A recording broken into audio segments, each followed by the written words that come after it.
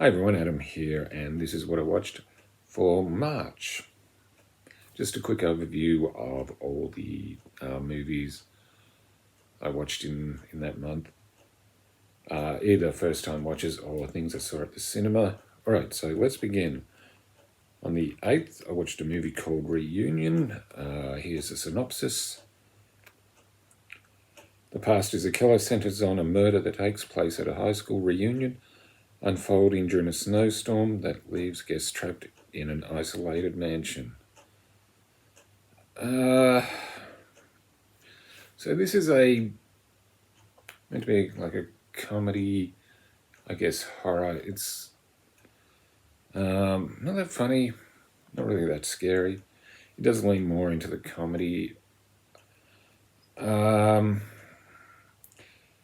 Yeah, with a twist that wasn't that surprising. I actually barely remember it, to be honest. Wasn't really familiar with any of the cast, to be honest, except for Jamie Chung. But yeah, I remember finding this not very interesting, to be honest. It's just pretty average.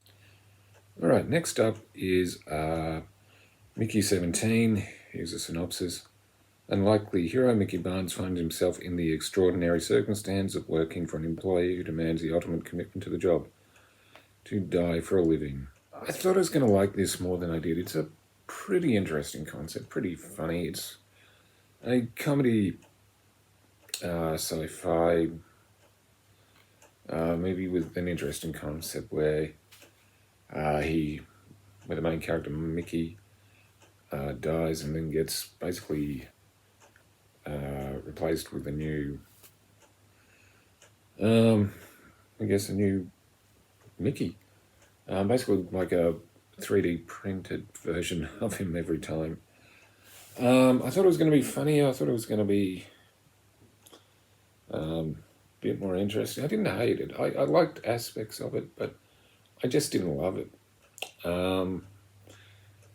Although good performances by most of the cast, well, pretty much all the cast, to be honest. I thought they all did a good job. But I don't know. It's just one of those things I thought I'd like more than I did. Now we're into the dregs. I decided to watch a movie called Shark Exorcist, and calling this a movie is an insult to actual movies. Here's a synopsis. A demonic nun unleashes holy hell when she summons the devil to possess a man-eating shark. What a mess of a movie. It's not good. I did do a review, and here's what I actually said about it. Honestly, my butt cheeks could make a better movie than this. These could make a better movie than that. They may have to blow this. Everything about this is bad. Clearly cheaply made. Special effects aren't good. The acting's terrible. The direction, if you can call it that, well, there really isn't any. A lot of scenes are just filler, which is funny because this movie goes like for an hour 10 minutes, and it's not even a good. It's not even a so bad it's good movie. It's just a bad movie, and the worst thing is, there's a sequel, which I'll probably watch just out of curiosity. On the 21st, I watched Locked. This is I guess, horror thriller. Here's a synopsis. When Eddie breaks into a luxury SVU, he steps into a deadly trap set by William, a self-proclaimed vigilante, delivering his own brand of twisted justice. With no means of escape, Eddie must fight to survive in a ride where escape is an illusion, survival is a nightmare, and justice shifts into high gear. I didn't mind. This has a pretty interesting concept. This movie really is just most of the time, it's really just a one-man show with Bill Skarsgård playing the thief, who does have his reasons for trying to steal the car. And of course, Anthony Hopkins, who basically is watching him via surveillance of the car. as you'd expect with these two actors, they do a wonderful job playing off each other. I did like this. It's not great, but it's very watchable though. On the 26th, I watched GoldenEye. This was a 30th anniversary screening they were having. Here's a synopsis. When a powerful satellite system falls into the hands of Alec Trevelyan, aka Agent 006, a former ally turned enemy, only James Bond can save the world from a dangerous space weapon that, in one short pulse, could destroy the Earth. As Bond squares off against the former compatriot as he battles Xenia Onatopp, an assassin who uses pleasure as her ultimate weapon.